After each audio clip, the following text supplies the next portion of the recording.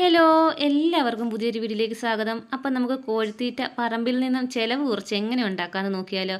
ഞാൻ കഴിഞ്ഞ ദിവസം ഒരു വീഡിയോ ചെയ്തായിരുന്നു, നമുക്ക് ചിലവ് കുറച്ച് കോഴിത്തീറ്റ ഉണ്ടാക്കാമെന്നൊക്കെ പറഞ്ഞിട്ട്. അപ്പോൾ കുറേ പേര് ഡൗട്ടുകൾ ആയിട്ട് വന്നായിരുന്നു കേട്ടോ. എങ്ങനെയാണ് ഈ വാഴപ്പിണ്ടി അരിഞ്ഞു കൊടുക്കുന്നതെന്നും അതുപോലെ തന്നെ ഈ പയർ എങ്ങനത്തെയാണെന്നും അതിൻ്റെ ഇലയൊന്ന് കാണിച്ചു തരുമെന്നൊക്കെ ചോദിച്ചു കുറേ പേര് കമൻറ്റ് ഇട്ടായിരുന്നു. പിന്നെ കുറേ പേര് പറഞ്ഞു പുതിയ പുതിയ അറിവുകൾ കിട്ടി എന്നൊക്കെ പറഞ്ഞിരുന്നു. അപ്പോൾ അതൊക്കെ കേട്ടതിൽ വളരെ സന്തോഷമുണ്ട് കേട്ടോ. അപ്പോൾ ഞാൻ പറമ്പിൽ നിന്ന് നല്ലൊരു വാഴ വെട്ടുവാണ് കേട്ടോ. നമ്മൾ കൊല വെട്ടിയതിന് ശേഷമുള്ളൊരു വാഴയാണ്. അപ്പോൾ അത് വെട്ടിക്കഴിഞ്ഞപ്പോൾ അതിൻ്റെ ചെറിയൊരു പിണ്ടിയെ കിട്ടിയിട്ടുണ്ടായിരുന്നുള്ളൂ. അപ്പോൾ ചേട്ടായി അവിടെ മുളക് പറിച്ചുകൊണ്ടിരിക്കുകയായിരുന്നു കേട്ടോ. അപ്പോൾ ചേട്ടായി പറഞ്ഞ് നമുക്കൊരു കാര്യം ചെയ്യാൻ, താഴെ ഒരുപാട് വാഴ നിൽപ്പുണ്ട്, നമുക്ക് അതിനകത്തുനിന്ന് കുറച്ച് വെട്ടാം. അപ്പോൾ 2-3 ദിവസത്തേക്കുള്ള കാര്യം റെഡി ആയല്ലോ. അല്ല പിന്നെ എപ്പോഴും നമുക്ക് താഴെ പോയി വെട്ടിയിട്ട് വരാൻ പാടായിരിക്കും എന്ന് പറഞ്ഞിട്ട് ഞങ്ങൾ പോവാണ് കേട്ടോ. അപ്പോൾ പോയ വഴിക്കൊക്കെ ഇതുണ്ട്, ഒരുപാട് പാരിജാതമൊക്കെ ഇങ്ങനെ പൂത്ത് നിൽപ്പുണ്ടായിരുന്നു കേട്ടോ. ഇതുണ്ട് അതിൻ്റെ പല്ലിമുട്ട പോലെ പൂ പൊഴിഞ്ഞിട്ടുള്ള ഒരു സൈസ് കായാണ് കേട്ടോ. നല്ല ഭംഗിയുണ്ടായിരുന്നു കാണാൻ. പിന്നെ ഒരുപാട് ചുണ്ടങ്ങയൊക്കെ നിൽപ്പുണ്ടായിരുന്നു കേട്ടോ. അപ്പോൾ അതെല്ലാം ഞങ്ങൾ കുറേയൊക്കെ പറക്കിയെടുത്തു. ഇതാണ് കേട്ടോ നമ്മൾ പറഞ്ഞ വാഴ. അപ്പം ഇതേണ്ട ഈ വാഴ വെട്ടിയെടുത്തു. വെട്ടിയതിന് ശേഷം നമ്മൾ അതിനകത്തുള്ള പിണ്ടി വതിയെ എടുക്കുവാണ് കേട്ടോ. അപ്പോൾ അതിന് ഒത്തിരി ലെയറുകളായിട്ടാണല്ലോ ഈ വാഴയുടെ പിണ്ടി ഇരിക്കുന്നത്. അപ്പോൾ അതിനകത്തുനിന്ന് എല്ലാം പൊളിച്ചതിന് ശേഷമാണ് അതിനകത്തിരിക്കുന്ന ഒരു കറയോട് കൂടിയിട്ടുള്ളൊരു ഇതാണ് കേട്ടോ വാഴപ്പിണ്ടി എന്ന് പറയുന്നത്. ഞാൻ കാണിച്ചു തരാം. അപ്പം ഇത് നമ്മൾ എടുക്കുമ്പോൾ സൂക്ഷിക്കണം കേട്ടോ. കത്തിയൊക്കെ വെച്ച് എടുക്കുന്നതെന്നുണ്ടെങ്കിൽ അത് നന്നായിട്ട് ശ്രദ്ധിച്ച് വേണം എടുക്കാൻ.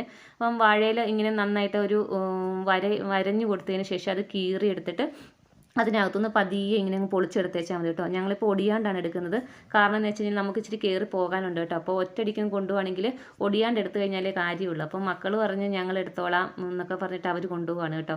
പിന്നെ ഇതാണ് കേട്ടോ ഞാൻ പറഞ്ഞ ആ പയർ. ഇത് കണ്ടോ, നമ്മൾ കൂടുതൽ ഇത് കണ്ടുവരുന്ന റബ്ബർ തോട്ടത്തിലൊക്കെയാണ്.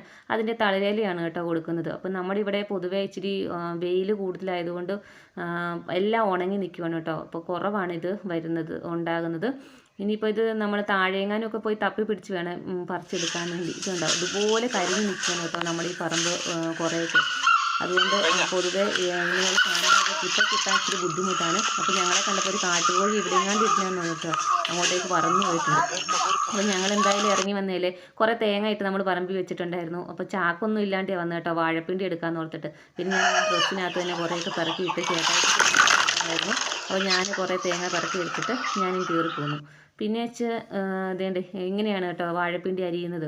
അത് നന്നായിട്ടൊന്ന് കൊത്തിയതിന് ശേഷം നമ്മൾ ഈ വാഴച്ചുണ്ടൊക്കെ അരിയത്തില്ലേ തോരന് വേണ്ടി എന്ന് പറഞ്ഞ പോലെ തന്നെ ഒരു കട്ടിയുള്ള പലകയിലോ അതുപോലെ തന്നെ ബെഞ്ചിലോ എന്തെങ്കിലും വെച്ചിട്ട് ഇങ്ങനെ ഒന്ന് അരിഞ്ഞെടുത്തേച്ചാൽ മതി കേട്ടോ. അപ്പോൾ അതിനകത്ത് വെച്ചിട്ട് കറ പോലത്തെ സാധനം വരും. അത് നമ്മൾ മൈൻഡ് ചെയ്യേണ്ട കാര്യമൊന്നുമില്ല, അതങ്ങനെ ഉള്ളത് തന്നെയാണ്.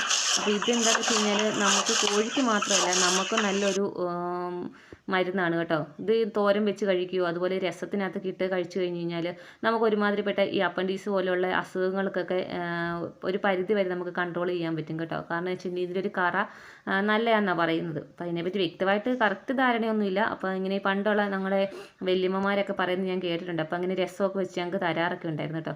ഇതിപ്പം മിയ അവളുടെ തീറ്റയാന്ന് ഓർത്തിട്ട് അവൾ കുറേ എടുത്തിട്ട് പോയി.